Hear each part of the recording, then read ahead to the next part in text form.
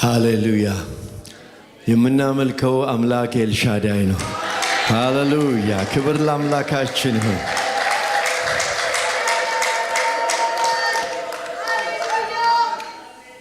መዘምራን እግዚአብሔር ይባርካችሁን በላቸው እስቲ አንድ ጊዜ። እግዚአብሔር አምላክ የተመሰገነ ይሁን። ቀጥታ ወደ እግዚአብሔር ቃል እንሄዳለን። ሁላችንም ያልደከመንና የበረታን ሰዎች ተነስተን ምሳሌ ምዕራፍ 18 ቁጥር 21ን እናወጣና ዛሬ ባለፈው ከጀመርነው ሐሳብ ይህንን ስለ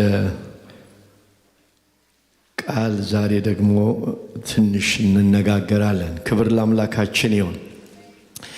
እንደዚህ ይላል ምሳሌ ምዕራፍ 18 ቁጥር 21 ሞትና ሕይወት በምላስ እጅ ናቸው፣ የሚወዷትም ፍሬውን ይበላሉ። ሞትና ሕይወት በምላስ እጅ ናቸው። የዛሬው የመልእክት ርዕሴ ሞትና ሕይወት በምላስ እጅ ናቸው ነው። ዘላለማዊና ጻድቅ የሆንክ የሰራዊት ጌታ እግዚአብሔር ሆይ ስለዚህ ሰዓት ስለዚህ ጊዜ በጌታ በኢየሱስ ስም እናመሰግንሃለን። ስለነበረን የአምልኮ ጊዜ፣ ስለነበረን የዝማሬ ጊዜ ጌታ ሆይ ስለ ሁሉም ስምህ ይባረክ። አሁን ደግሞ ቅዱስ ቃልህን ባርክልን። እግዚአብሔር ሆይ በመገኘት በመካከላችን ስላለ እናመሰግንሃለን። ጌታ ሆይ በዚህ ቃል ውስጥ ደግሞ ሊጠቅመን እግዚአብሔር አምላክ ሆይ የሚረባንን ነገር እንድታስተምረን እግዚአብሔር እንድንኖርበት እግዚአብሔር ሕይወታችንን እግዚአብሔር ወደ አንተ አንድ እርምጃ የሚያስጠጋ ይህንን ቃል እግዚአብሔር ሆይ በውስጣችን እንድታኖር በኢየሱስ ስም ጸለይን። ጌታ ሆይ ሕዝብህን ባርክ፣ እኔንም እርዳኝ። ሁሉ ለስምህ ክብር ይሁን በኢየሱስ ክርስቶስ ስም። እግዚአብሔር ይባርካችሁ። እንቀመጣለን። ባለፈው ጊዜ አንደበትን በተመለከተ ሁለት ክፍል ከያዕቆብ ላይ ተነጋግረናል። ግን ምናልባት ይሄኛውን ሐሳብ ትንሽ ብንነጋገርና ማሰሪያ ብናደርገው ነገራችን በተለይ ስለ ንግግር አንዳንድ መሰረታዊ ነገሮችን ከዚህ ክፍል መማር እንችላለን። ክብር ለአምላካችን ይሁን። ይህንን እንደዚህ አይነት ቃሎች ስንማር ይሄ ለሁላችንም የሚጠቅም ነው። በዚህ በክርስትና ሕይወት ኑሯችን ጉዟችን ስንኖር እርስ በርሳችን እንደነዚህ አይነት ነገሮች ምናልባት አንዳንድ ጊዜ ሊያሙን ይችላሉ። ነገር ግን ይሄ የኔ ቃል አይደለም፣ የእግዚአብሔር ቃል ነው። እኔ ባልናገረውም እናንተም ብታነቡት ቃሉ ይናገራል። ክብር ለአምላካችን ይሁን። ስለዚህ ቃሉ ደግሞ መድኃኒት ነው። መድኃኒት ነው በሉ። እግዚአብሔር ይመስገን። መድኃኒት ደግሞ አንዳንድ ጊዜ በውስጣችን በሚገባበት ጊዜ ትንሽ ያማል፣ ይጎረብጣል፣ ይቆርጠናል። ግን ሃሌሉያ ይፈውሰናል። ኧረ አሜን። ጌታ ይመስገን። ባለፉት ከተማርነው ትንሽ አንድ ሁለት 3 ደቂቃ ወደኋላ ልመለስና ተናግሬ ወደ ዛሬው ሐሳብ እንሄዳለን። ባለፈው በያዕቆብ ምዕራፍ 3 ቁጥር 1 ላይ ስንመለከት ወንድሞቼ ሆይ ከእናንተ ብዙዎች አስተማሪዎች አይሁኑ፣ የባሰውን ፍርድ እንድንቀበል ታውቃላችሁ የሚል ቃል ተነጋግረናል። ብዙዎች አስተማሪ አይሁኑ። ለምንድን ነው ያዕቆብ ይህንን ነገር የሚናገረው? በማቴዎስ ወንጌል ምዕራፍ 12 ቁጥር 36 እና 37 ሜዳችሁ ስትመለከቱ ሰዎች ስለሚናገሩት ስለ ከንቱ ነገር በፍርድ ቀን መልስ ይሰጡበታል። ከቃሌ የተነሳ ትጸድቃለህ፣ ከቃሌ የተነሳ ትኮነናለህ የሚል ቃል እናገኛለን። ለምንድን ነው ማስተማር? ወገኖቼ ስለ ማስተማር የእግዚአብሔር ቃል ተጠንቀቁ፣ ሁሉ ማስተማሪ አይሁን የሚለው ምክንያቱም ማስተማር መምራት ነው። በምናስተምርበት ጊዜ ሰዎችን እየመራን በአንደበት የሚስት ዝም ብሎ የሚናገር ከሆነ ሰው በአንደበቱ ከሳተ ሰዎችን ያስታል፣ ከራሱ አልፎ ሌላውን ያስታል። ስለዚህ ነው የእግዚአብሔር ቃል ሁላችሁ አስተማሪ አትሁኑ ብሎ የሚናገረው። መምራት አቅጣጫ አለው። አቅጣጫን ማሳየት ነው። ማስተማር ወይ ወደ መጥፎ ወይም ወደ ጥሩ ነገር ሰዎችን እንመራለን። በህይወታቸው ላይ ተጽዕኖ እናደርጋለን። ስለዚህ ማስተማር ጥንቃቄ ያስፈልገዋል። ዝም ብለን ለመናገር አይደለም የምንናገረው ነው የሚለው የእግዚአብሔር ቃል። መምራት ሰውን ወደ ሞት ልንመራ፣ ወደ መጥፎ ወደ ህይወት ልንመራ፣ ወደ ስህተት ልንመራ፣ ወደ መልካም ነገር ልንመራ እንችላለንና ነው። አቅጣጫ የሚያሳይ ነገር ነው። ይሄ ማስተማር ደግሞ መጽሐፍ ቅዱስ ሲናገር ተጠያቂነት አለው ይላል። እዚህ ክፍል ላይ ስንመለከት በማቴዎስ 12 ላይ ሰዎች ስለሚናገሩት ነገር ከንቱ ነገር በእግዚአብሔር ፍርድ ፊት ይመልሳል። በጌታ ፊት እንጠየቅበታል።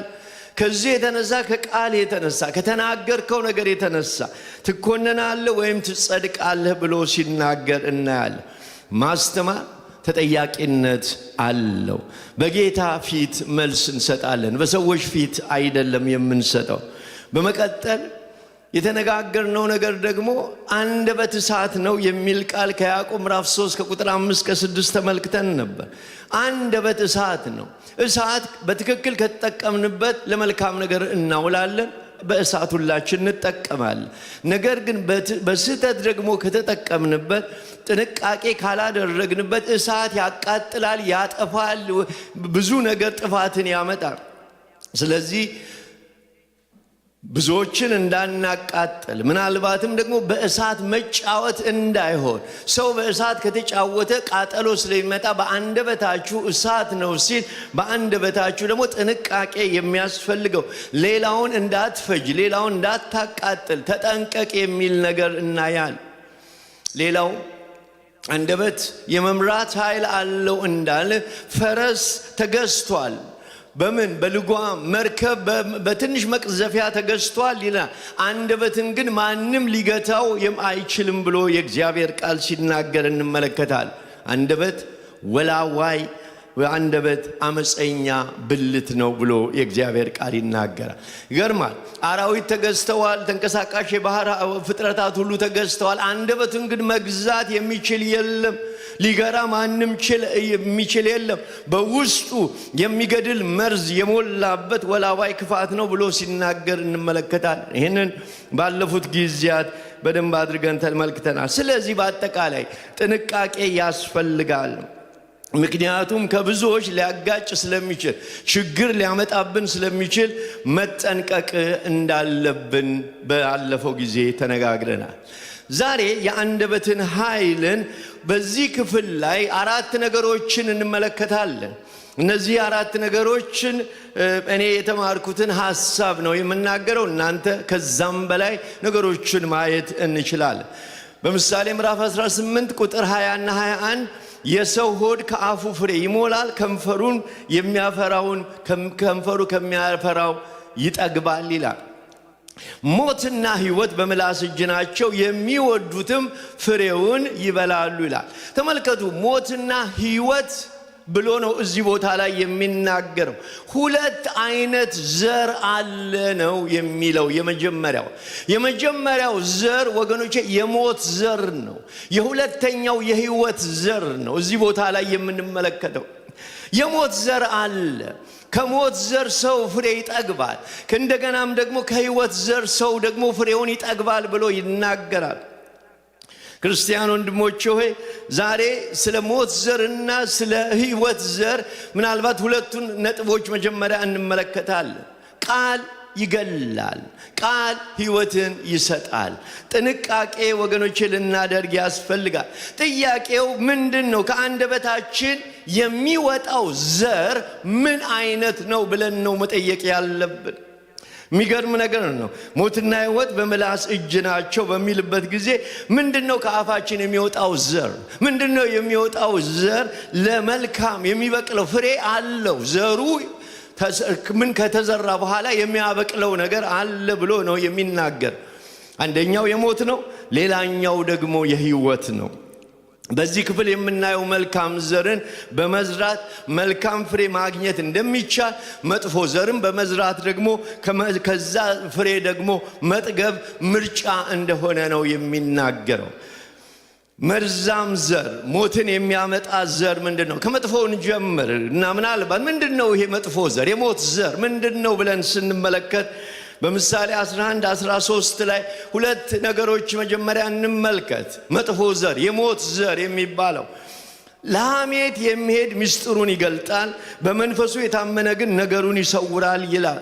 መርዛማ ዘር ሐሜት ነው፣ ስም ማጥፋት ነው።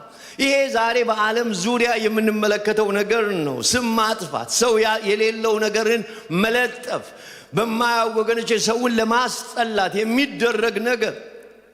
ባለፈው ምሳሌ ምዕራፍ 11 ቁጥር 28 ላይ ጠማማ ሰው ጥልን ይዘራል የሚል ሐሳብ አንስተን ተነጋግረን ነበር። ወይም ጆሮ ጠቢ የታመኑትን ወዳጆች ይለያል ብለን ተነጋግረን ነበር። ቃል ይገድላል። ታውቃላችሁ፣ ቃል ሕይወትን ይሰጣል። ሐሜትና ስም ማጥፋት የሰውን ሕይወት ያበላሻል። የሰውን ሕይወት ወገኖቼ ይነካል። ሐሜት ማለት ምን ማለት ነው? ሐሜት ስለ አንድ ሰው የግል ሕይወት ወይም ድብቅ የሆኑ ግንኙነትን ትክክል ይሁን ውሸት የሚወራ ወሬ ማለት ነው ስለ አንድ ሰው። ሐሜት የሰውን ሕይወት ያበላሻል፣ የሰው ምስክር ያጠለሻል። ሐሜት መርዛማ ነው፣ የሞት ዘር ነው ብሎ ይናገራል። ስለዚህ ወደ ሕይወት ወገኖቼ ወደ ሕይወታችን ከሕይወታችን የሚወጣው ነገር መርዛማ እንዳይሆን የእግዚአብሔር ቃል ይናገራል።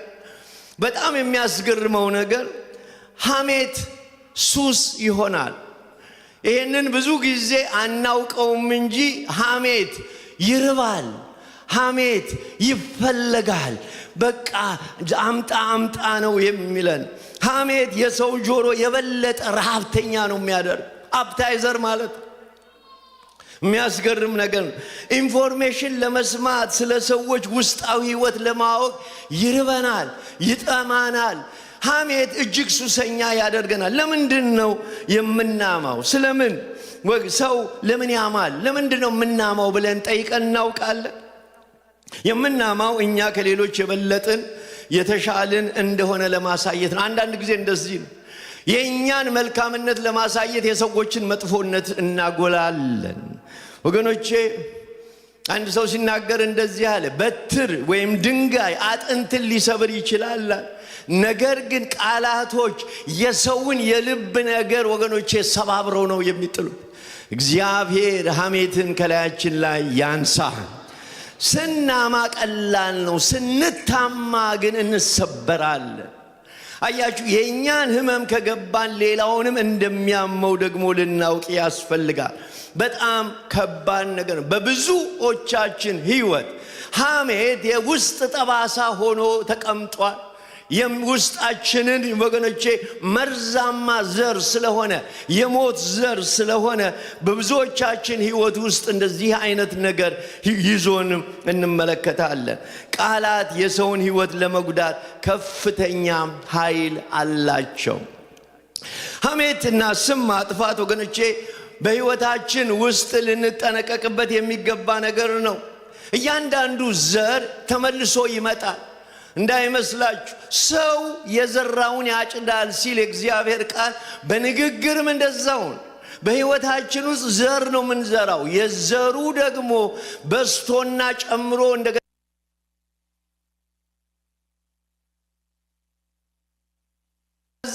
በሌላችሁበት ቦታ ቲያትር ተፈጥሮ የሆነ ታሪክ ተፈጥሮ በቃ እኮ እንደዚህ ተደርጓል ተብሎ ይወራል። እግዚአብሔር ምህረትን ያድርገልን። ሰይጣን ደግሞ የሚፈልገው ይሄንን ነው፣ የሌለን ነገር እንዳለ አድርጎ ማሳየት፣ መልካሙን ሰው መጥፎ ማድረግ። ወገኖቼ ሰውን አውሬ አስመስሎ ማሳየት፣ መልካም የሆነውን ሰውዬ ምናልባት አውራሪስ ነው ብሎ መናገር። እግዚአብሔር ምህረትን ያድርገልን። አሜን። ጌታ ይመስገን። ግዴላችሁም ይሄ የማይመለከተው ሰው የለም። እኔንም ይመለከታል፣ አንተንም ይመለከታል፣ እርሶንም ይመለከታል። ሲያጠገባችሁ ያለውን ሰው እርሶንም ይመለከታል ብላችሁ ንገሩልኝ። ክብር ለአምላካችን ይሁን። ጌታ የተመሰገነ ይሁን። ኧረ አሜን። መድኃኒት ያድናል። ሲያድናል በሉ ባካችሁ። ኢየሱስ ሃሌሉያ። ቃል ይገላል፣ ቃል ሕይወትን ይሰጣል። ሐሜት ስናማ ለተወሰነ ጊዜም ቢሆን ወገኖች እኛ ጥሩ ነገር ይሰማናል። ሰዎች ሲናገሩ ጥሩ ሆኖ ይሰማቸዋል። አንዳንዴ ለሐሜት አፋችንን የምንከፍተው ወገኖቼ በጣም የሚያስገርም ነገር ነው። 4 ክርስቲያኖች እንደዚህ አደረጉ። እነኛ 4 ክርስቲያኖች እስቲ ዞር ብለን ሄደን እንድጸልይ ተባብለው አንድ ቦታ በር ዘግተው መጸለይ ጀመሩ። እንግዲህ እውነት ከሆነ የእውነተኛ ጸሎት ከሆነ የምንጸልየው የልባችንን አውጥተን ድካማችን ምን እንደሆነ ተነጋግረን ከዛ በኋላ መጸለይ አለብን ተባለ። ሁሉም ተስማሙ 4ቱም። ስለዚህ የመጀመሪያው ሰው እኔ ችግር አለብኛል፣ ችግሬ ቁማር መጫወት ነው። ማንም ሰው አያውቅም፣ ግን እየተደበቅኩ ካዚኖ እየሄድኩ እጫወታለሁ። በቃ ጸልዩልኝ፣ ከዚህ ከቁማር ነገር እንድወጣ እባካችሁ ጸልዩልኛል። ተጻፈ ለእሱኛው። ሁለተኛው ደግሞ እኔ ደግሞ በጣም የመጠጥ ሱስ ነው ያለብኝ፣ ተደብቄ ነው መጠጣው። ያው ሰዎች እንዳይመለከቱኝ ቤቴ አልጋ ስር ሁሉ ጠርሙስ አለ። እግዚአብሔር ጠርሙስን ይስበርልን። አሜን አይሉም እንዴ? ጌታ የተመሰገነ። አልጋ ስር አለ መሰለኝ ወገኖች። ጠርሙስን እግዚአብሔር ይስበርልን። ጌታ ይመስገን። ሰው ሕይወቱን ለብዙ ነገር ይከፍላል። እኛ ለጠርሙስ ለብርጭቆ ይጠጣ አይጠጣ ብለን ወገኖች ትግል እንገባለን። አንጠጣም። ክብር ለአምላካችን ይሁን። ሲያጠገባቸው ያለውን እኔ አልጠጣም ያንተን አላውቅም በሉት። ክብር ለአምላካችን ይሁን። ለማንኛውም ይሄ ሰው እኔ መጠጥ ችግር አለብኝ ብሎ እንትን አለ፣ ተጻፈ። ሶስተኛው ደግሞ እንደገና የኔ ችግሬ ደግሞ መቼም ለሰው የሚነገር ነገር አይደለም፣ እንዲሁ ከተለያየ ጾታ ጋር ያለኝ ነገር በጣም አስጊ ነውና በጣም በእንደዚህ አይነት ነገር ይቸገራለሁ፣ ጸልዩልኝ ብሎ ተናገረ። አራተኛው ወገኖች እኔ ያለብኝ ችግር የሰማሁትን ነገር መቋጠር አልችልም። አሁንም ቸኩያለሁ ወጥቼ እስከምናገረው ድረስ። ዘዎቹ አየር ላይ ቀሩ። እግዚአብሔር ምሕረትን ያድርግልን። ኧረ እንደው ባካችሁ ክርስቲያን ወንድሞች ሆይ እኔና እናንተ መናገር የሰማነውን ሁሉ ለምን እንናገራለን? ይጠቅማል ወይስ አይጠቅምም? ያንጻል ወይስ አያንጽም? ሰው ይጎዳል ወይስ አይጎዳም የሚል ነገር በውስጣችን ቢሆንስ? ወሬዎቹ ተንተልትለው እኛ ጋር ሲደርሱ እዚሁ ጋር ብንቀብራቸውስ? ይሄኛውንስ ነገር ብናቋርጠው ምን አለ? እግዚአብሔር አቋራጭ በማድረግ እግዚአብሔር ይባርካችሁ። ኧረ አሜን። እግዚአብሔር አምላክ የተመሰገነ ይሁን። ስለዚህ አንዳንዴ ወገኖች ስም የምናጠፋው ከንዴት የተነሳን ሰዎች በእኛ ላይ እንቆጭና ይህንን ሰው ብለን ውሸት የመሰለንን ነገር አንዳንዴ እኮ የሚያስገርመው እኔ እሱን ስመለከተው እንዲህ እኮ ነው የሚመስለኝ ብለን የሆነ አውሬ አድርገን እንስላለን። ይመስለኛል እኮ እንዲህ በመሰለኝ እንዴት ታወራል? ሰውየው ላይሆን ይችላል፣ ሴትዮዋ ላትሆን ትችላል። እግዚአብሔር ምሕረትን ያድርግልን። አሜን እንላለን። ይሄ መርዛማ ዘር ነው መጽሐፍ ቅዱሳችን የሚነግረን።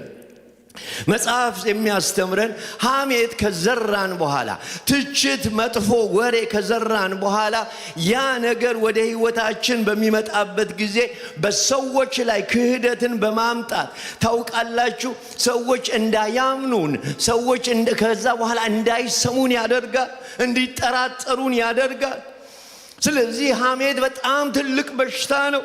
ሐሜት ደግሞ ሱስ ስለሚሆን ስለሚርብ ወገኖቼ ብዙ ሰዎች መስማት ይፈልጋሉ። በቃ ለምን እንደሆነ ባላውቅም ሰው መስማት ይፈልጋል። ሐሜት ሱስ ያስይዛል። በጌታ በኢየሱስ ስም ይሄ ሱስ ከላያችን ላይ ይነቃል። የእግዚአብሔርን ቃል መስማት፣ መልእክት መስማት፣ መዘመር ሱስ የያዛችሁ ኧረ አሜን። ክብር ለአምላካችን ይሁን። ሐሜት ይለያያል። ዛሬ ብዙዎች ወገኖቼ ካለመታመን ሕይወት ውስጥ የገቡት ከዚህ የተነሳ ነው። የተለያዩት ጓደኛ ከጓደኛ ጋር የተለያዩ። እዚህ ሀገር በተለይ ማንም ሰው በድብድብ ተለያየ ሲባል ሰምቼ አላውቅ። አለችኝ አለ ግን መዓት ሰው አለያይቷል። እሷ እንዲህ ብላኛል፣ እሱ እንዲህ ብሎኛል በሚል ማለት አንዳንዴ ውሸት አንዳንዴ እውነት ማለት ነው።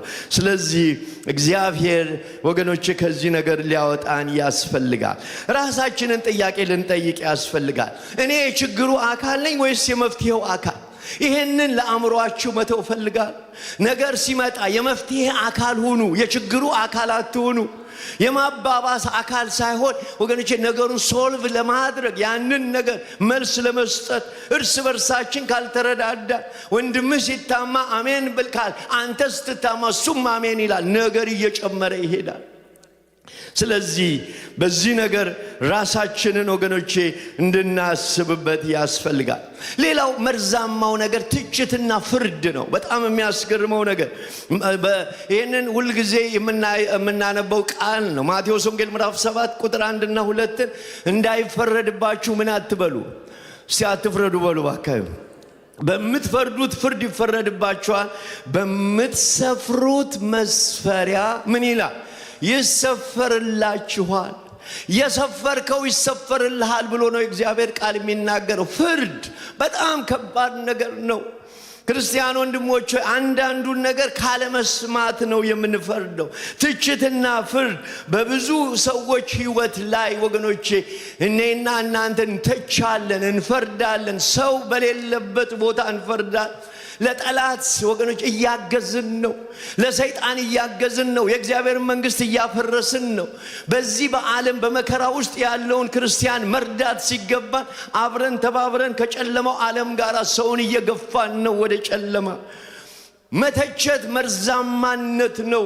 ይህንን በምልበት ጊዜ የእግዚአብሔር ቃል ምንድነው? አንነጋገር አይደለም የሚለው፣ እውነትን በፍቅር ተነጋገሩ ነው የሚለው። ስለ ሰው አታውሩ አይደለም፣ እናወራለን፣ ሰው ነንና። ለነገር ግን ለሐሜት አይሁን፣ ለመፍትሄ ይሁን፣ ለለውጥ ይሁን፣ ለቅየ ወገኖች ሰዎችን ለማቅናት ይሁን። የእግዚአብሔር ቃል የሚለን ይሄንን ነው። ስለ ፍርድ ዮሐንስ ወንጌል ምዕራፍ 8 ስለዛች ሴት እናውቃለን። ሁሉም ሰው ኃጢአት አድርጋለችና ብሎ ድንጋይ ሲያነሳ ጌታ ኃጢአት የሌለበት ይውገራት አለ ቀድሞ። ማንም ሰው ደፍሮ ድንጋይ መወርወር አልቻለም። ለምን? ሁሉም ወደ ራሱ ማየት በሚጀምርበት ጊዜ ለካ ሁሉም ኃጢአተኛ። ራሳችንን ማየት ስንችል ሌላውን ወገኖቼ ማማት እንተዋለን፣ መተቸት እንተዋለን። ምሳሌ ላይ በጣም የሚገርመኝ አንድ ቃል አለ። እንደዚህ ይላል፣ ወተትን መግፋት ቅቤን ያወጣል ይላል። እውነት እኮ ነው። ወተትን ስንንጠው ምን ያመጣል? ቅቤ ያወጣል ይላል። አፍንጫን ደግሞ መጭመቅ ምን ያመጣል ይላል? ደምን ያወጣል ይላል። ዝም ብላችሁ አፍንጫችሁን ከጨመቃችሁ ይነስርሃል ነው የሚለው መጽሐፍ ቅዱስ። ሌላው ከዛ ቀጥሎ ግን ቁጣን መጎተት ጸብን ያመጣል ይላል። ተመልከቱ፣ እነኚህ ሶስቱ ነገሮች መግፋት፣ እንደገና መጭመቅና መጎተት የሚለውት ነገር አለ። ቁጣ ይጎተታል። ስለዚህ ቁጣን በጎተትን ቁጥር ጸብ እናመጣለን ብሎ ይናገራል። ትችት ወደ ጸብ ይመራናል። መርዛማ ነገር ወደ ህይወታችን እንዲመጣ ይሆናል። እግዚአብሔር ከዚህ ነገር ውስጥ ነፃ ያድርገን። አንዳንድ ጊዜ አልፈንም ወደ እርግማኑ እንሄዳለን። መጽሐፍ ቅዱስ በምሳሌ 26:2 ላይ እንደሚተላለፍ ድንቢጥ ወዲያና ወዲህ እንደሚበር ጨረባ እንዲሁ ከንቱ እርግማን በማንም ላይ አይደርስም ይላል። እኔ ሰምቼ አውቃለሁ። ክርስቲያን ወንድሞች ሆይ እከሌ እንዲሞት ጸልያለሁ ብሎ የሚጸልዩ ሰዎች አሉ። በጌታ በኢየሱስ ክርስቶስ ስም ይሄ ይገለበጥ። ይሄ ያጋንንት ሟርት ነው እንጂ ወገኖቼ ትክክለኛ ጸሎት አይደለም። እንድንገድል ሳይሆን ወደ ህይወት እንድናመጣ ነው የተጠራን። የአምላካችን የእግዚአብሔር ስም ብሩክ ይሁን። ለመሆኑ አንተ ማንህና ነው ሰውን ለመግደል የምትጸልየው? አረ በምህረት የተቀመጥክነ አንተም የምትኖረው በምህረት ነህ። ለህይወት እንጸልያለን፣ ለለውጥ እንጸልያለን፣ ለቅያሬ እንጸልያለን። ክብር ለአምላካችን ይሁን።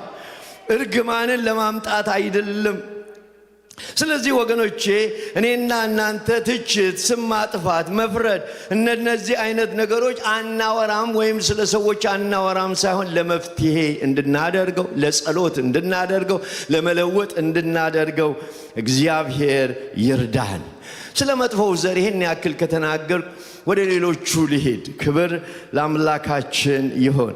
ይሄንን ስናገር ያው ልክ ሁላችሁንም ፊታችሁን ሳየው ሎሚ የምትመጡ ነው የሚመስለው እና አሁን ደግሞ ብርቱካን ትበላላችሁ። ክብር ለአምላካችን ይሁን። አሜን እንላለን ወይ? ጌታ ይመስገን። ምሳሌ 18:21 ላይ ሞትና ሕይወት በምላስ እጅ ናቸው፣ የሚወዷትን ፍሬውን ይበላሉ። ክብር ለአምላካችን ይሁን። ሌላው መልካም ዘር ነው፣ የሚያንጽ ነው፣ የሕይወት ዘር ነው። ክብር ለአምላካችን ይሁን። በምሳሌ 10:21 ላይ የጻድቅ ከንፈሮች ብዙ ሰዎችን ይመግባሉ፣ ሰነፎች ግን ከልባቸው ጉድለት የተነሳ ይሞታሉ ይላል። የሚገርም ነው። የጻድቅ ከንፈር ብዙ ሰዎችን ይመግባል። ታውቃላችሁ፣ ስልካችሁን አንስታችሁ ለአንዳንድ ሰው ተናግራችሁ በምትናገሩበት ሰው ከነበረበት ነገር ይወጣል። ሰው ከወገኖቼ በቃ ዲፕረስድ ከሆነበት ነገር አይዞ ወንድሜ፣ የምንናገረው ቃል፣ የምንሰጣቸው ቃል፣ የምንናገራቸው ወገኖቼ ማጽናናት ቃል የሰዎችን ሕይወት ምን ያደርጋል? ያነሳል። ይሄ መልካም ዘር ነው። ሰውን የሚያንጽ፣ ወደ ሕይወት የሚያመጣ፣ ለረፍት የሚሆን፣ ሰዎችን ካሉበት ነገር የሚያወጣ ነው።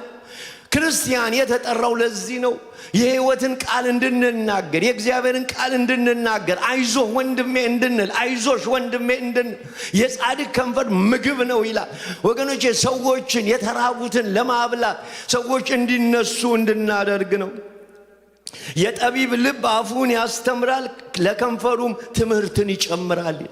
እግዚአብሔር አምላክ የተመሰገነ ይሁን። ክርስቲያን ወንድሞቼ ሆይ እኔና እናንተ የተጠራነው መልካም ዘር እንድንዘራ ነው። እግዚአብሔር አንደበታችሁን፣ ልባችሁን በመልካም ዘር ይሙላው። ኧረ አሜን።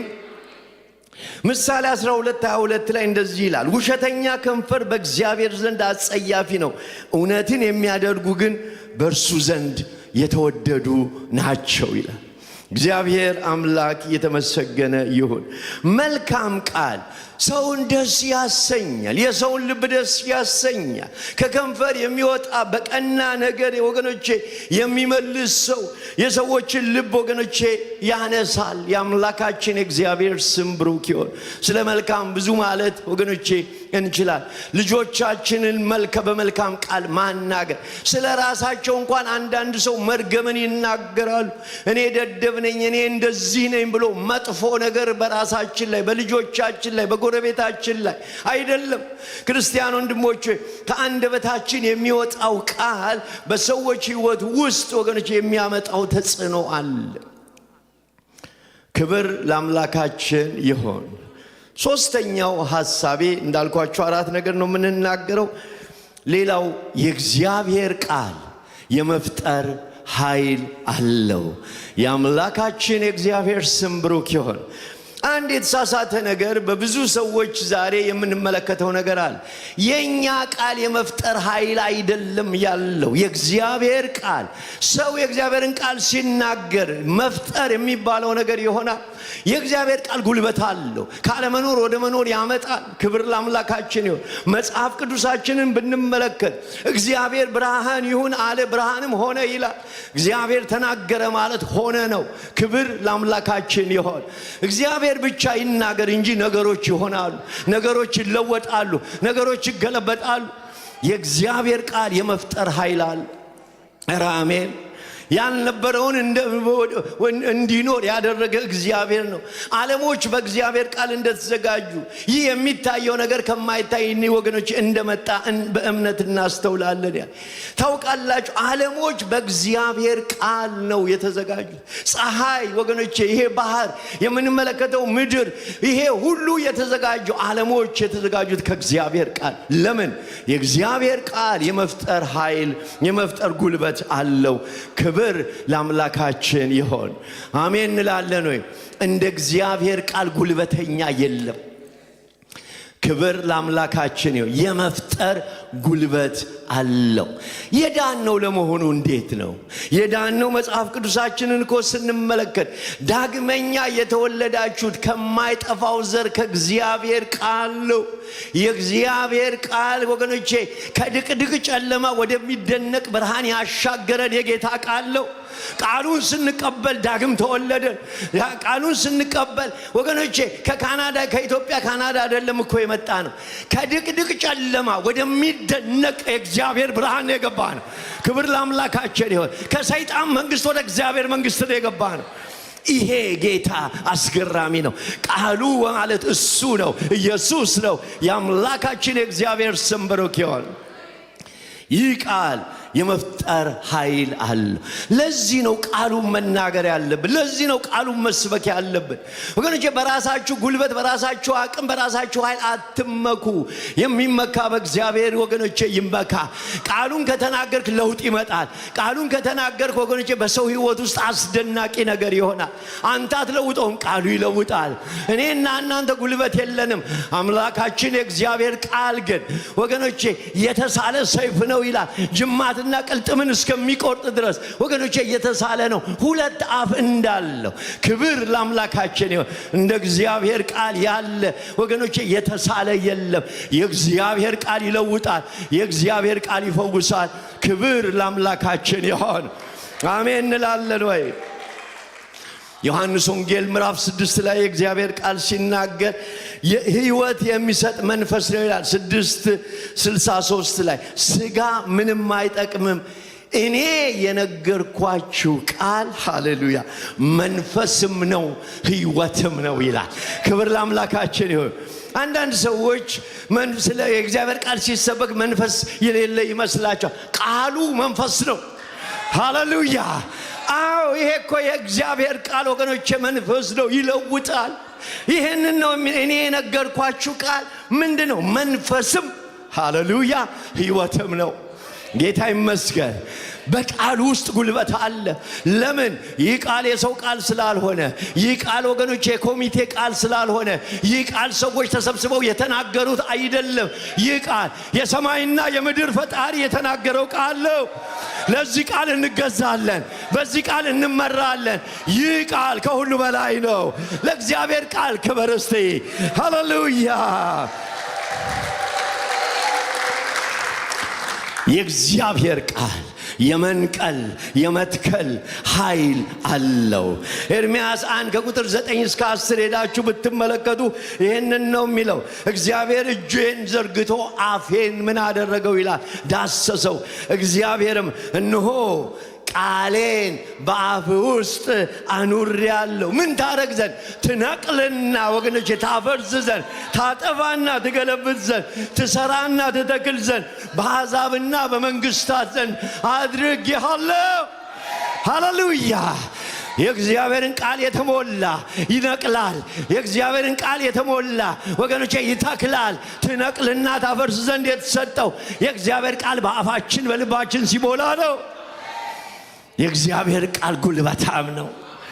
ክብር ለአምላካችን። ይሄ ሁሉ ዘመናት ወገኖች፣ ይሄ ሁሉ ዘመናት ያለፈ ቃል ነው፣ የተፈተነ ቃል ነው። በዚህ ቃል ውስጥ ያለ ጉልበት በሌላ ቦታ የለም። ክብር ለአምላካችን ይሁን። የዓለም መጽሐፍት በሙሉ ተሰብስበው ይሄንን ቃል የሚያክል የለም። ይህ ቃል ወገኖቼ ራሱ ላይብረሪ ነው። ክብር ለአምላካችን ይሁን። ይመነዘራል፣ ዛሬም ይመነዘራል፣ ዛሬም ይለውጣል፣ ዛሬም ይቀይራል። የአምላካችን የእግዚአብሔር ስም ብሩክ ይሁን። የመንቀል የመትከል ኃይል አለው። የእግዚአብሔር ቃል የስኬት ምንጭ ነው። ክብር ለአምላካችን ይሁን። ወገኖቼ ኢያሱ ምዕራፍ 1:7-8 ለኢያሱ የተነገረው ቃል ይሄንን ነው። ባሪያዬ ሙሴ ያዘዘውን ሕግ ትጠብቅና ታደርገው ዘንድ በምትሄድበት ሁሉ ይከናወንልሃል። ወደ ቀኝም ወደ ግራም አትበል።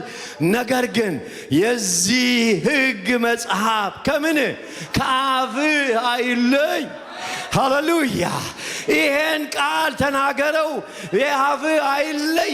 ይሄንን ባረክ ጊዜ ታጠብቀው ዘንድ ታደርገው ዘንድ በቀንና በሌሊት አስበው። የዛን ጊዜ ይከናወንልሃል። የዛን ጊዜ ይከናወንልሃል። የመከናወን ምንጭ እግዚአብሔር ቃል ነው። የአምላካችን የእግዚአብሔር ስም ብሩክ ይሁን። የመከናወን ምንጭ ነው ወገኖቼ። ለመከናወን ሩጫ አይደለም መጽሐፍ ቅዱስ የሚለው። ይሄ ነው የመከናወን ምንጭ። መፍትሄ ያለው እዚህ ውስጥ ነው።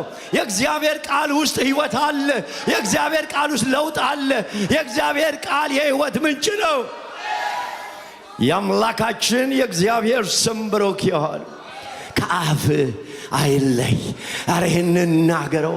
ሌላውን መርዛማ ቃል ሳይሆን የሚለውጠውን፣ የሚነቅለውን፣ የሚያንጸውን፣ የሚያነሳውን፣ የሚያከብረውን፣ የሚያስታርቀውን ይሄን ቃል በኢየሱስ ስም እንናገረው። ሃሌሉያ። የእግዚአብሔር ቃል የሚያስታርቅ ቃል። አቤት አቤት ወገኖቼ፣ ሁለተኛ ቆሮንቶስ 5:18-19 ተመልከቱ። የሚያስታርቅ ቃል። ሃሌሉያ። ያንተ ቃል አይደለም፣ የሰዎች ወገኖቼ ጥበብ አይደለም፣ የካውንስለሮች አይደለም። የእግዚአብሔር ቃል ያስታርቃል። የሚያስገርም ነገር ነው ይሄ ቃል ወገኖቼ። ክርስቶስ ከራሱ ጋር ካስታረቀን ይላል። እኔና እናንተን ከሰማይ የሚያስታርቅ እኮ ቃል ነው። ከጓደኛ አይደለም፣ ከወንድም አይደለም፣ ከእህት አይደለም። ከሰማይ ሰማያት ከአምላክ ጋር፣ ከአብ ጋር፣ ከወልድ ጋር፣ ከመንፈስ ቅዱስ ጋር የሚያስታርቅ የእግዚአብሔር ቃል፣ ሰማያዊ ቃል፣ ይሄ ቃል ነው። ክብር ለአምላካችን ይሁን። ኧረ አሜን። ነገር ግን የሆነ ሁሉ በክርስቶስ ከራሱ ጋር ካስታረቀን፣ አገልግሎት ከሰጠን ከእግዚአብሔር ነው። ካስታረቀን።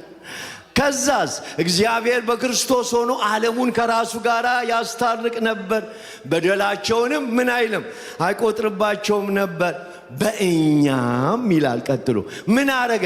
የማስታረቅ ቃል አኖረ። እግዚአብሔር ይመስገን። የምናስተራርቀው እኔና እናንተ በእኛ ውስጥ ያለ የማስታረቅ ቃል ስላለ ነው። የአምላካችን የእግዚአብሔር ስም ብሩክ ይሁን።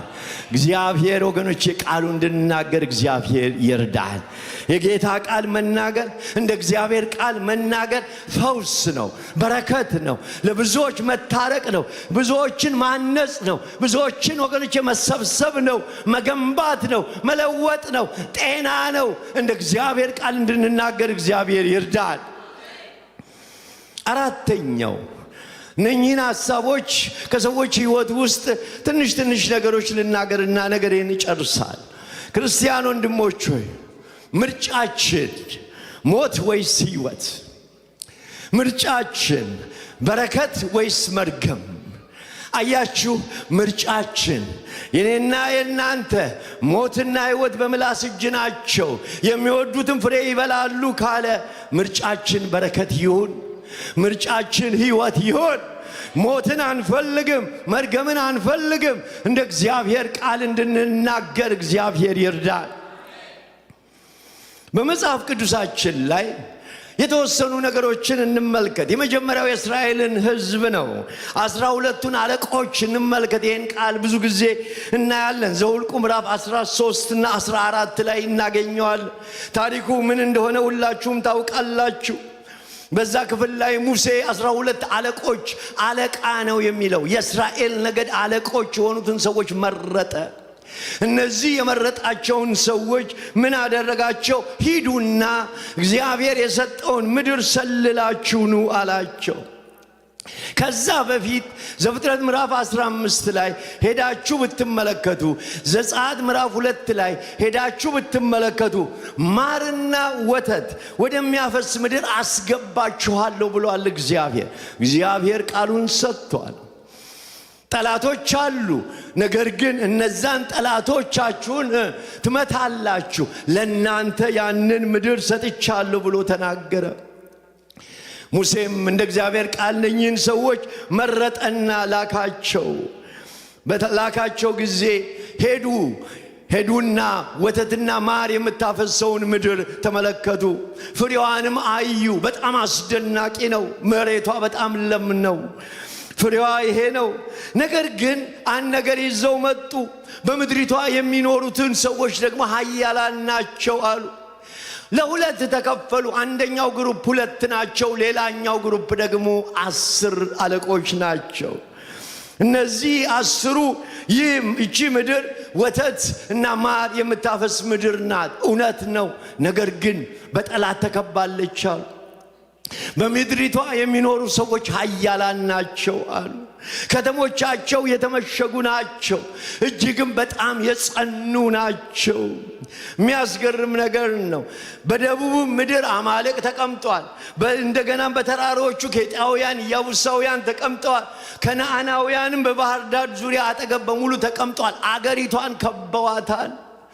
እነዚህ ሰዎች በጣም ትልልቅ ናቸው።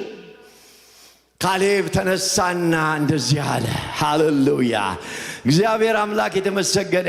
ካሌብም ሕዝቡን በሙሴ ፊት ዝም አሰኘና ሃሌሉያ ማሸነፍ እንችላለንና እንውጣ እንውረሰው አለ። ክብር ለአምላካችን ይሁን። አያችሁ፣ ይሄ በአየር ላይ የተነገረ ንግግር አይደል። እግዚአብሔር በዘጸአት ወገኖቼ በዘፍጥረት 15 ተናግሯል። በዘጸአት ምዕራፍ 2 ተናግሯቸዋል። እግዚአብሔር እሰጣቸዋለሁ ብሏቸዋል። ያንን ቃል ይዟል ካሌብ። እነሱ ቃሉን ረሱ። ቃሉን ትተው የሚያዩትን ነገር አይተው እነኚህ ሰዎች ይገሉናል፣ እነኚህ ሰዎች ያጠፉናል፣ እነዚህ ሰዎች አለቀ ብለው ሲናገሩ እናያለን። ስለዚህ ስለሰለሉት ነገር ለምድሪቷ ሕዝብ ወሬ አወሩ ይላል። ይሄ ወሬ የሰውን ልብ አቀለጠ ይላል። እግዚአብሔር ልብ ከሚያቀልጡ የእግዚአብሔርን ቃል ትተው ሁኔታን ከሚመለከቱ ሰዎች እግዚአብሔር ወገኖቼ ይለያችሁ። አያችሁ፣ ዛሬ ትልቁ ነገር ያለው ይሄ ነው። የእግዚአብሔርን ቃል ማየት አይደለም። ሰዎች ሁኔታን ያዩና አለቀ በቃ ተከበናል እኮ ነገር ሁሉ የለም፣ ይሄኛው ባዶ ነው አይደለም። ሃሌሉያ! አምላካችን ብለዋል፣ ጌታችን ብለዋል፣ እሱ ተናግሯል። እሱ የተናገረውን ያደርጋል። ነገር ሁሉ ባዶ ቢሆን የኔና ያንተ ጌታ የተናገረውን ይፈጽማል። ክብር ለአምላካችን ይሁን። ክርስቲያን ወንድሞች ሆይ አንድ እውነት ልንገራችሁ፣ ማሸነፍ እንችላለን። እንውጣና እንውረሰው። ማሸነፍ እንችላለን ወገኖቼ። እፊታችን ካለው ኤናቃውያን ይልቅ የእግዚአብሔር ኃይል ታላቅ ነው። ከከበበ የጨለማ ሥራ ይልቅ እግዚአብሔር ታላቅ ነው። ኧረ እግዚአብሔር ታላቅ ነው። እስቲ ለዚህ ጌታ ክብር እንስጥ። የአምላካችን የእግዚአብሔር ስም ብሩክ ይሁን። ከቃሉ ውጪ ስንናገር ፍርሃት በሰው ላይ እንጭራለን። ተመልከቱ፣ እዚህ ቦታ ላይ ሕዝቡ አለቀሰ ይላል፣ ሕዝቡ አጉረመረመ ይላል። በጣም የሚያስገርም ነገር። እንዲያውም በዚህ ቦታ ላይ ተስፋ ተቆረጠ ንግግር። ብንሞት ይሻለናል፣ እዛው በግብጽ ብንሞት አይሻልም ነበር ወይ? አሁንማ በቃ በግብጽ ሳለን ብንሞት ኖሮ በምድረ በዳ ከምንሞት ያንተ ጌታ ከግብጽ አውጥቶ በምድረ በዳ የሚገድል አምላክ የለንም። አረ የለንም። ጌታ ይመስገን። ትላንት ያሻገረ ዛሬም ያሻግራል። ትላንት ያወጣ ዛሬም ያወጣል። ትላንት ወገኖቼ እኔና እናንተ ቀይ ባህርን ያሻገረ ዛሬ በፊት የቆመውን ጎልያድ ይመታል።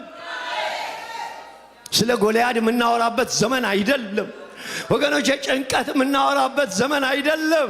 ኢየሱስ በክብር ይመጣል ብለን የምንናገርበት ዘመን። ንግግራችን እንደ እግዚአብሔር ቃል ካልሆነ በስተቀር ስንፍናን የምናወራ ከሆነ ራሳችን ወርደን ሌላውን እናወርዳለን፣ ራሳችን ቀልጠን ሌላውን እናቀልጣለን። አምላክህ እግዚአብሔር ታማኝ ነው። ክብር ለአምላካችን ይሁን። እኔ በጣም ደስ የሚለኝ የእግዚአብሔር ቃል ሰማይ ምድር ያልፋል፣ ቃሌ ግን ወገኖቼ ለዘላለም ወገኖቼ አያልፍም። ዓለማት በሙሉ በአንድ ሳይድ ቢሆኑ ከጌታ ጋር ከቆምክ ታሸንፋለህ። የአምላካችን የእግዚአብሔር ስም ብሩክ ይሁን። እንዴ ኑ አለቃ ሾመን እርስ በርሳችን እንመለሳሉ፣ ሌላ ግሩፕ እንፍጠራሉ። የሚያስገርም ነገር ነው። ማሸነፍ እንችላለንና ወተን እንውረሰው። የአምላካችን የእግዚአብሔር ስም ብሩክ ይሁን። ኧረ አሜን። እንደ እግዚአብሔር ቃል እንድንናገር እግዚአብሔር ይርዳል። ሐዋርያ የሆነው ጴጥሮስ በጣም የሚገርም ነገር ሆነ። የጴጥሮስን ሕይወት ስትመለከቱ ጴጥሮስ ለመሆኑ ሰዎች እኔን ማን ይሉኛል ብሎ ጌታ ጠየቀ። አንዱ ኤልያስ፣ አንደኛው ይሄን፣ እናንተ ማን ትሉኛላችሁ? ጌታ ጴጥሮስ ዞር አለና አንተማ ሃሌሉያ የሕያው የእግዚአብሔር ልጅ ኢየሱስ ነህ አለ። የአምላካችን የእግዚአብሔር ስም ብሩክ ይሁን። አሜን። ኧረ አሜን። ይሄንን አለ። ይሄንን ሥጋና ደም ምን አላለልህም? አልገለጸልህም። ማን ገለጸልህ? የሰማዩ አባቴ ነው። ኢየሱስ ወገኖች የእግዚአብሔር ልጅ መሆኑን ከእግዚአብሔር አብ በስተቀር ሊገልጥ የሚችል የለም። ክብር ለአምላካችን ይሁን። ይሄ ሰው የተናገረው ነገር ኢየሱስ ነው ወገኖቼ። ስለ ጌታ ማንነት ከተናገረ በኋላ ኢየሱስ ማስተማር ጀመረ። ስለ ሞቱ፣ ስለ ትንሣኤው፣ በመስቀል ላይ ስለሚያደርገው ነገር ዞር አለና አንድ ነገር ተናገረ። ይሄማ ምን አይሁንብህ አይሁንብህ አለ። በጣም የሚያስገርም ነገር ነው። ጴጥሮስን ወደ እርሱ ወስዶ አይሁንብህ፣ ጌታን እኮ ለብቻው ነው አለው። የዛን ጊዜ ጌታ ጴጥሮስ አላለው። ማን አለው? ጴጥሮስን እያየ አንተ ሰይጣን። የሚገርም እኮ ነው። አንተ ሰይጣን ወደ ኋላ ሂድ፣ የሰውን እንጂ እግዚአብሔርን አትመለከትም አለ። የሰውን እያየ የምትናገር ከሆነ የእግዚአብሔርን የምትተው ከሆነ መጽሐፍ ቅዱስ አንተ ይልሃል። እግዚአብሔር ምሕረትን ያድርገን። ኧረ አሜን፣ ኧረ አሜን። ጌታ ይመስገን። ክርስቲያን ወንድሞች የምንናገረው ነገር ጌታ እኮ ነው ያለው። ይሄንን ሰው አይደለም። ዛሬ አንዱን ሰው አንተ ሰይጣን ብዬ እኔ ብናገር እርግጠኛ ነኝ ሰላማዊ ሰልፍ እንደሚያስነሳ፣ ምን ሰላማዊ ሰልፍ አይደለም የጸብ ሰልፍ እንደሚያስነሳብኝ እግዚአብሔር ምሕረትን ያድርግልን። አሜን። ማሩን እንጂ አንዳንዴ ማሩን እንጂ። ክብር ለአምላካችን ይሁን። የአምላካችን የእግዚአብሔር ስም ብሩክ ይሁን። ወገኖቼ ከአንደበታችን እንደ እግዚአብሔር ቃል የሆነው ዛሬ ኢየሱስ ነገ ሰይጣን እንዴት ይሰው ይሆናል? ከአንድ አፍ ሁለት ነገር እንዴት ያወጣል? ዛሬ ያየነው ኢየሱስ፣ ዛሬ የተመለከትነው ኢየሱስ፣ ዛሬ አዳኝ የሆነው ኢየሱስ እንዴት ነገ አጥፊ ይሆናል? ያንተ ጌታ የሚለወጥ አይደለም ወገኖቼ። እኔና የናንተ ኢየሱስ ክርስቶስ እንደዚህ ነው። ኢየሱስ ክርስቶስ ትላንትና ዛሬ ለዘላለም ያው ነው። ክብር ለአምላካችን ይሁን። ትላንት ጌታ፣ ዛሬም ጌታ፣ ነገም ጌታ፣ ለዘላለም ጌታ። ይሄ ጌታ ይገዛናል። ክብር ለአምላካችን ይሁን። ምርጫችን ሞት ወይም ሕይወት፣ በረከት ወይም መርገም። ወገኖች ሞትና ሕይወት በምላስ እጅ ናቸው። የሚያስገርም ነገር ነው። ብዙ ጊዜ የምናውቀው ቃል በዘፍጥረት ምዕራፍ 22 ላይ ከቁጥር 1 እስከ 4 የእግዚአብሔርን ቃል ስለ አብርሃም ታሪክ ብዙዎቻችን እናውቃል። እኔ በጣም ደስ ይለኛል። እግዚአብሔር አብርሃምን ፈተነው የሚል ቃል ታገኛላችሁ። ይሄ ፈተና ከነዚህ ነገሮች በኋላ የሚል ቃል ታገኛላችሁ። ከየትኛው? ካለፉት ምዕራፋት ጀምሮ ከምዕራፍ 12 ጀምሮ 10 ምዕራፍ ካለፈ በኋላ ወገኖቼ በ22ኛው ምዕራፍ ላይ ፈተነው ይላል። ምን ብሎ ፈተነው? ፈተናው ከባድ ነው። አንድ ልጅህን በሞሪያ ተራራ ውሰድና ለኔ ሰዋልኝ የሚል ነበረ። በጣም የሚያስገርም ነገር ነው። የሚገርመው ነገር የምትወደውን አንድ ልጅህን ይስሐቅን ስም ጠርቶ ነው እግዚአብሔር የምትወደው። አይ እኔ የምወደው ይሄኛውን ነው ብሎ ምናልባት እስማኤልን ይዞ እንዳይሄድ ይስሐቅን ብሎ ጨመረ። አንድ ብሎታ። ክብር ለአምላካችን። የመጀመሪያውን ልጅ እስማኤልን አይደለም የጠየቀው፣ ይሄንን ውሰድና ምን ሰዋልኝ። አብርሃም ልጁን ይዞ ሄደ። ወደ ሞሪያ ተራራ ወጣ። ደስ ይለኛል ቁጥር 5 ላይ ሲደርስ ሎሌዎችን እንደዚህ አላቸው፣ እናንተ ሃሌሉያ እናንተ ምን በሉ እዚህ ቆዩኝ፣ እኔና ልጄ ምን እናደርጋለን? አርጀው አይደለም የሚለው ሰግደን እንመለሳለን። ኧረ አሜን። እስቲ ሰግደን በሉ ባካችሁ። እግዚአብሔር ይመስገን። መታዘዝ ስግደት ነው። እኔና ልጄ ለቃሉ ወገኖቼ ጌታ ወዳለው ቦታ ይዘን ሄደን ሰግደን አምልከን እንመለሳለን። የሚገርም ነው። ብቻዬን እመለሳለሁ እሱን ሰውቼው ሲል አትመለከቱም። የእግዚአብሔር ቃል እንደሚናገር እኔና ልጄ ሄደን ሰግደን አብረን እንመለሳለን። ሃሌሉያ! የሚያስገርም ነው። ስለዚህ ከሎሌው ላይ እንጨቱን ያዘ፣ ቢላዋን ያዘ፣ ሁሉን ነገር አሸከማቸውና አብረው ተራራውን 3 ቀን ወጡ። የሚያስገርመው የቀረውን ተራራ ወጡ።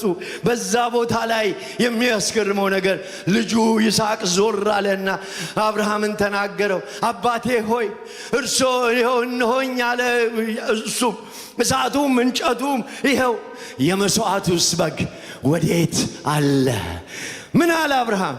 የመስዋዕቱ በግ አንተ ነህና አርዳሃለሁ የሚል ነገር አንሰማም። ክብር ለአምላካችን ይሁን። ኧረ ክብር ለአምላካችን ይሁን። የመስዋዕቱን በግ ምን ይሆናል? እስቲ እግዚአብሔር ያዘጋጃል በሉ እባካችሁ። የመስዋዕቱን በግ እግዚአብሔር ያዘጋጃል። እግዚአብሔር ካዘዘ መስዋዕቱን ያዘጋጃል። ሃሌሉያ! እሱን አምነህ ወጥተሃል፣ እግዚአብሔር ያዘጋጃል። እሱን አምነህ ወጥተሃል፣ እግዚአብሔር ያዘጋጃል። እሱን ታዛል፣ እግዚአብሔር ያዘጋጃል። አምላክህ እግዚአብሔር አዘጋጅ ነው። ጌታ ይመስገን። ሰው እንኳን አስቦ ያዘጋጃል፣ እንኳን እግዚአብሔር። ያንተ ጌታ አዞ የሚገል አይደለም፣ ሰጥቶ የሚገል አይደለም፣ ያዘጋጃል። የአምላካችን የእግዚአብሔር ስም ብሩክ ይሁን። አያችሁ፣ ሰግደን እንመለሳለን። የመስዋዕቱን በእግዚአብሔር ያዘጋጃል። ከአንደበቱ የሚወጣው እንደ እግዚአብሔር ቃል የሆነ እውነት ነው። ይሄ ስለሆነ ወስዶ መስዋዕቱ ላይ ያስቀመጠው፣ ቢላውን አነሳ፣ እጁን አደረገ። በሚያነሳበት ጊዜ አብርሃም ልጅህን እንዳትነካል። ክብር ለአምላካችን። አሁን አንተ ልብ እኔ ላይ መሆኑን አውቄያለሁ። እግዚአብሔር ይፈትናል። ታውቃላችሁ ብዙዎቻችን እንደምንወድቅ በዚህ ፈተና ታውቃላችሁ። ከእግዚአብሔር ይልቅ ሁኔታን፣ ከእግዚአብሔር ይልቅ ገንዘብን፣ ከእግዚአብሔር ይልቅ ልጅን፣ ከእግዚአብሔር ይልቅ ስልጣንን፣ ከእግዚአብሔር ይልቅ አገልግሎትን የምናመልክ ብዙዎች ነን። እግዚአብሔር ምሕረት ያድርገልን። ኧረ ምሕረት ያድርገልን። እግዚአብሔር ነው። በዘመናት መካከል እግዚአብሔር ነው። ሰጪ እግዚአብሔር ነው። በምንም አይተካም እግዚአብሔር። ክብር ለአምላካችን ይሆን። ሰግዶ ተመለሰ። ሰግደህ ትመለሳለህ። ሰግደህ ትከብራለህ። ሰግደህ ወደፊት ትሄዳለህ። የአምላካችን የእግዚአብሔር ስም ብሩክ ይሁን። ደስ የሚለኝ የዕብራውያን ጸሐፊ ስለ አብርሃም የጻፈው ነው። ዕብራውያን ምዕራፍ 11 ከ17 እስከ 19 ሂዱና ተመልከቱ። አብርሃምን በተፈተነ ጊዜ ይላል። የሚገርም ነገር ነው። በእምነት ይስሐቅን አቀረበ። የተስፋውን የተቀበለው በይስሐቅ ዘር ይጠራልሃል የተባለው እርሱ አንድ ልጁን አቀረበ ይላል። ለምን? ቁጥር 19 እግዚአብሔር ሃሌሉያ ቢሞት እንኳን ከሙታን ሊያነሳው እንዲቻል አስቧልና። እግዚአብሔር ይመስገን። አያችሁ፣ ሰው በአምላኩ ሲታመን ይታዘዛል። ለምን? ብገለውም ያስነሳል ብሎ ያምናል። ያንተ አምላክ ሕያው ጌታ ነው። የትንሣኤ ጌታ ነው። የሞተን የሚያስነሳ ጌታ ነው። የወደቀን የሚያነሳ ጌታ ነው። የተሰበረን የሚጠግን ጌታ ነው። ቢሞት እንኳን ይነሳል። ሞቶብሃል፣ ይነሳል። ሞቶብሻል፣ ይነሳል። የብዙዎቻችን ነገር ሞቶብን እስከ መቼ ነው ያልነውን ነገር እግዚአብሔር አድሰው አሳይቶናል። ነግርሻለሁ የኔ እህት ስሚኝ፣ እግዚአብሔር የሞተውን ነገር ያስነሳል። ያንቺን፣ ያስነሳል ያንተን። የአምላካችን የእግዚአብሔር ስም ብሩክ ይሁን። እንደ እግዚአብሔር ቃል እንድናገር እግዚአብሔር ይርዳል። ኧረ አሜን። በመጽሐፍ ቅዱሳችን ላይ ሌላው የሚያሳዝነው ነገር የእምነት ነገር እንዳለ ዮፍታሔ የሚባል አንድ እግዚአብሔር ሰው ነበረ። ይህንን በመሳፍንት ምዕራፍ 11 ቁጥር 30 ላይ ታገኙታላችሁ። ዮፍታሔም ወገኖቼ እኒሄ ሰው አንድ ነገር ተሳለ። የተሳለው ስለት እንደዚህ ነው። በእምነት ሳለ ወደ ጦርነት ሲሄድ የአሞን ልጆችን አሳልፈ ብትሰጠኝ እንዲህ አደርጋለሁ አለ። ሊገናኘኝ ከቤት ወደ ደጅ ወጣውን ማንኛውም ወገኖቼ ከእግዚአብሔር የሆነውን ነገር ለሚቃጠል መስዋዕት አቀርባለሁ ብሎ ተናገረ። እባካችሁ የማይሆን ስለት አትሳሉ፣ የማይሆን ንግግር አትናገሩ። ይሄ ሰው እንደዚህ አለ። እግዚአብሔርም በእጁ አሳልፎ ሰጠው ይላል። ክብር ለአምላካችን ይሁን። ምን አለ በእጄ አሳልፈ ብትሰጠኝ እየዘመርኩ እያመሰገንኩ እያከበርኩ ወደ ከተማ እገባለሁ የሚል ነገር ቢናገር፣ የተናገረው ግን መጀመሪያ የመጣውን ነገር ሁሉ መስዋዕት አድርጌ እሰጣለሁ አለ። አብርሃም የተናገረውን አይታችኋል። ዮፍታሔ ድል አድርጎ በሚመለስበት ጊዜ ልጁ ከበሮ ይዛ እየመታች ወጣች ልትቀበለው። እርሷም አንዲት ሴት ነበረች ይላል። ከእርሷ በቀር ሌላ ሴት አልነበረውም ይላል። ልብሱን ቀደደ። በእግዚአብሔር ፊት የተናገረውን ያውቅ ነበረ። ልጁን መስዋዕት አድርጎ መስጠት እንዳለበት አዋረድሽኝ አለ። እሷ አላዋረደችውም፣ እሱ ራሱ የተዋረደ ነው። የሚናገረውን የማያውቅ ሰው ነው። ክርስቲያን ወንድሞች ሆይ በቃ ለእግዚአብሔር ብለሃልና በአፍህ እንደተናገርክ አድርጋለች። መስዋዕት ሆና ቀረበች። በራሷ አፍ ልጇን አሳልፈው ወገኖቼ ሰጠ። ያልተሰጠንን ነገር ማለት የሌለብንን ነገር እንዳንል እግዚአብሔር ይርዳን። በአፍ ቃል ተጠመድክ፣ በአፍ ቃል ተያዝክ ይላል ምሳሌ ምዕራፍ 6 ቁጥር 2 ላይ። ዝም ብለን የምንናገርበት ዘመን አይደለም። ክርስቲያን ወንድሞቼ የምንሳለው ስለት የምናደርገውን ይሆን በእግዚአብሔር ፊት የምንናገረው ነገር ዘሎ ወደ ራሳችን ይመጣል። የሚያስገርም ነገር ነው። አንድ ልጨምርና ነገሬን ጨርሳለሁ እዚህ ላይ። በሁለተኛ ነገሥት ምዕራፍ 4 ላይ ስለ ሱናማይቷ ሴት የእግዚአብሔር ቃል የሚናገረውን እንመልከትና እንጨርሳለን። እቺ ሱናማይቱ ሴት ኤልሳ ወደዛ ሀገር ሲመጣ ታላቅ ሴት ናት ብሎ ይናገራል። ለምን ለዚህ የእግዚአብሔር ሰው ቤት አንሰራለትም አለች። ልጅ የላትም፣ ቤት ሰራችለት፣ እዛ መኖር ጀመረ። የሚያስገርም ነገር ነው። በዛ ቦታ ላይ መኖር በሚጀምርበት ጊዜ አንድ ቀን ጠራት።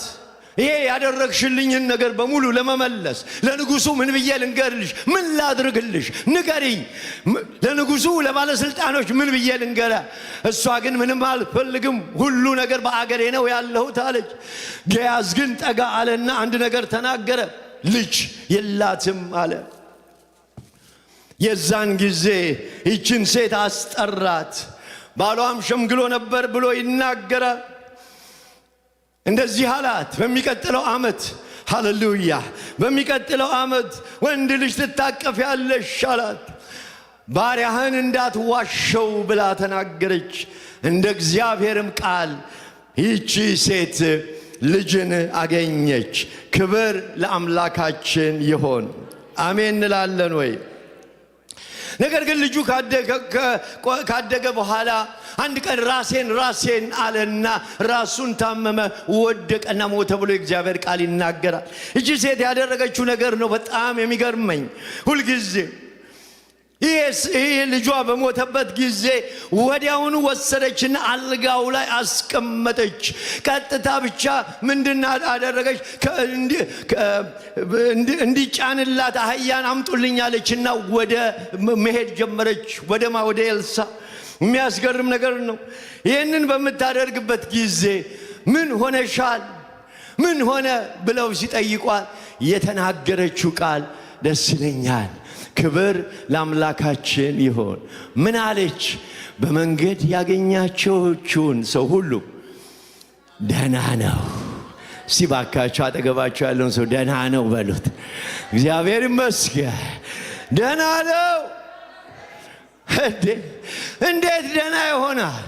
ሰው አስከሬን ቤቱ አስቀምጦ ደህና ነው። ሰው የሞተ ነገር አስቀምጦ ደህና ነው እንዴት ይላል? አንድ የገባት ነገር አለ። የሰራዊት ጌታ እግዚአብሔር ወገኖቼ የሰጣትን ልጅ እንደማይወስድባት ሕይወትን የሚሰጥ ሕይወትን የሚነሳ ጌታ እንደሆነ ገብቷታል። ሃሌሉያ። አንተ ከጌታ ጋር በትክክል ሂድ እንጂ የሞተው ነገር ይነሳል፣ ደህና ይሆናል። የአምላካችን የእግዚአብሔር ስም ብሩክ ይሁን። ደህና ነው፣ እግዚአብሔር ይመስገን። እንደገና ሎሌው እየሮጠ ሄደና ምን ሆነሻል? ምንድነው? ባልሽ ምን ሆነ? ልጅሽስ ምን ሆነ? ምን ብላ መለሰች? እርሷ ደገመችና ደህና ነው አለች። እግዚአብሔር ይመስገን። አያችሁ፣ እሷ ወደ ኤልሳ ነው የሄደችው። አንተ ግን እመክርሃለሁ፣ ወደ ኤልሳ አይደለም፣ ወደ ነብይ አይደለም፣ ወደ ከበደ አይደለም፣ ወደ ዓለማየሁ አይደለም፣ ወደ ነገስታት ንጉሥ፣ ወደ ጌቶቹ ጌታ ግባና ተንበርከክና ጌታ ወይ በል። አጠገብህ ላለው ግን ደህና ነው በለው። አጠገብሽ ላለው ግን ደህና ነው በዩ። ነገርሽን ግን ለጌታሽ አሳየው። የሞተውን ነገር ለጌታሽ አሳየው። ጌታ የሞተውን ያስነሳል። አረ ያስነሳል። የአምላካችን የእግዚአብሔር ስም ብሩክ ይሁን። ዛሬ እኮ አልቀናል። ኢመርጀንሲ አድረን ከመጣን ስልክ እየደወልን ወገቤ ጭንቅላቴ በዚህ ገብቶ በዚህ ወጥቶ በጌታ በኢየሱስ ስም ደህና ነው በሉ። አሜን። ጌታ ይመስገን። አሞኝ ኢመርጀንሲ ሄጄ ነበር አትበሉ እያልኩ አይደለም። አንዳንዱን ነገር እንትን እንዳትበል ግን እንዲያው ኤግዛጁሬት አናርገው። በቃ ምንድነው በአሁኑ አማርኛ አታስጩሁት። እንደሱ አይደል የሚባለው? ሰዎች ጌታን እንዴት ነበር ኮንፍራንስ? ሰው ጌታን ተቀበለ። ምን ያህል እንዴ? ይሄን ያክል ሺህ ሰው አንተ ይሄን ያህል ሺህ ሰው ጌታን እንዴ? ዝም ብለህ ማስጮህ ነው ይላሉ። በጌታ በኢየሱስ ስም አናስጮህም። የሚጮህ ጮሆ ይውጣ። ክብር ለአምላካችን ይሁን። ክርስቲያን ወንድሞች ሆይ ደህና ነው። እሱም አልጋው ላይ አጋደመው። የሚያስገርም ነገር ነው። በላዩ ላይ 7 ጊዜ ይህንን ነገር አደረገ። እግዚአብሔር ይህንን ሰው አስነሳው። የአምላካችን የእግዚአብሔር ስም ብሩክ ይሁን። ኧረ ጌታ ያስነሳል። የሞተን ያስነሳል። ያንቺን የሞተ ነገር ያስነሳል። ከአንደበትሽ ደህና ነው በይ። እግዚአብሔር ነገርን ይለውጣል በል። አምላክ እግዚአብሔር ይለውጣል። ለውጧል፣ ይለውጣል፣ ለውጧል፣ ይለውጣል። ሃሌሉያ። አያችሁ፣ ዛሬ ከክርስቲያን አንደበት መውጣት ያለበት የሞት ቃል አይደለም፣ የሞት ዘር አይደለም፣ የሕይወት ዘር መውጣት አለበት። እኛ የእግዚአብሔር ሰዎች ነን። የአምላካችን የእግዚአብሔር ስም ብሩክ ይሁን። ኢዮብን የሚያክል የእግዚአብሔር ሰው፣ ጻድቅ የሆነ የእግዚአብሔር ሰው፣ ቅን የሆነ የእግዚአብሔር ሰው በእግዚአብሔር ፊት ወገኖቼ፣ ልጆቼ ምናልባት ተሳስተው ኃጢአት አድርገው እንደሆነ እያለ ምናልባት ወገኖቼ የሰሩት አይደለም ምናልባት አድርገው እንደሆነ እያለ ንስሐ የሚገባ ሰው፣ ይህ ሰው የሚያስገርም ነገር በሕይወቱ ሆነ። በዚህ ሰው ሕይወት ውስጥ ወገኖቼ የጠላትን ነገር ታያላችሁ። ሰይጣን ልጆቹን 10 ልጆቹን ሀብቱን ንብረቱን በአንድ ጊዜ ጨረሰው፣ በአንድ ጊዜ ወሰደው። የእግዚአብሔር አጥር ሲነሳ ከኢዮብ ላይ ሁሉ ነገር በነነ። የሚገርም ነገር። ይህ ሰው ግን መጽሐፍ ቅዱስ የሚለን ኢዮብ ግን በከንፈሩ፣ እስቲ በከንፈሩ በሉ ባካችሁ፣ በከንፈሩ እግዚአብሔርን አልበደለም። እግዚአብሔር ይርዳን። በከንፈርሽ እግዚአብሔርን አትበዲ። ነገር ሆነ አልሆነ እግዚአብሔር እግዚአብሔር ነው። እሱ ትልቅ ነው። እሱ ኃያል ነው። የአምላካችን የእግዚአብሔር ስም ብሩክ ይሁን። አዎ እግዚአብሔርን አልበደለም። የሚያስገርም ነገር ምንም ቢሆን አምላካችን እግዚአብሔር በሕይወታችን ውስጥ ወገኖቼ መልካምን ነገር ያደርጋል። የአምላካችን የእግዚአብሔር ስም ብሩክ ይሁን። ነገራችን እዚሁ ጋር እንጨርሳለን። ክርስቲያን ወንድሞች ሆይ አምላካችን እግዚአብሔር መልካም አምላክ ነው። በአንደበታችን ሞትና ሕይወት በሕይወታችን በአንደበታችን ላይ እንደ እግዚአብሔር ቃል እንድንናገር እግዚአብሔር ይርዳል። የማይጠቅም የማይረባውን ነገር ከኛ ላይ እናንሳ። ስንፍናን አንናገር። ያንቺ ጌታ ነገርን መለወጥ የሚችል ጌታ ነው። ለሚሰሙት ጸጋን ይሰጥ ዘንድ ወገኖቼ እንደሚያስፈልግ ለማነጽ የሚጠቅም እንጂ ወገኖቼ እኔና እናንተ በጎ ቃል እንጂ ክፉ ቃል ከአፋችሁ አይውጣ። እግዚአብሔር ይህን ቃል ይባርክልን፣ እንድንኖርበት እግዚአብሔር ይርዳን። ተነስተን ጸልያለን።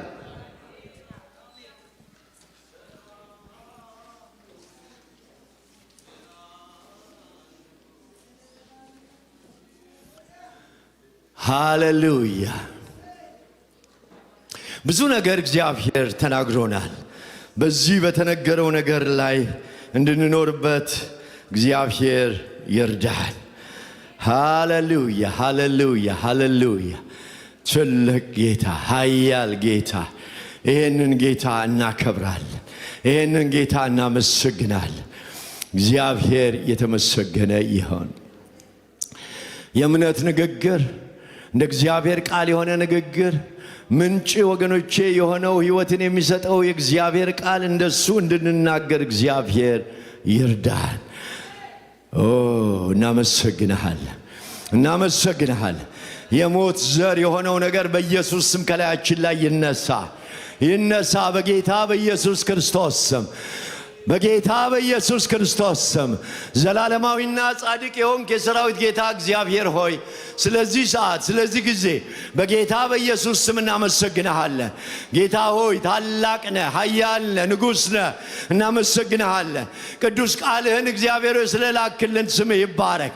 ጌታ ሆይ ከወንዶችና ከሴቶች ልጆች ከአባቶች ከእናቶች ከወጣቶች እግዚአብሔር ሆይ የማይረባ የማይጠቅም ንግግር በጌታ በኢየሱስ ስም የተነሳ ይሆን። በጌታ በኢየሱስ ስም የአፋችንን ጠማምነት ከውስጣችን እንድታወጣ በጌታ በኢየሱስ ስም ጸለይን።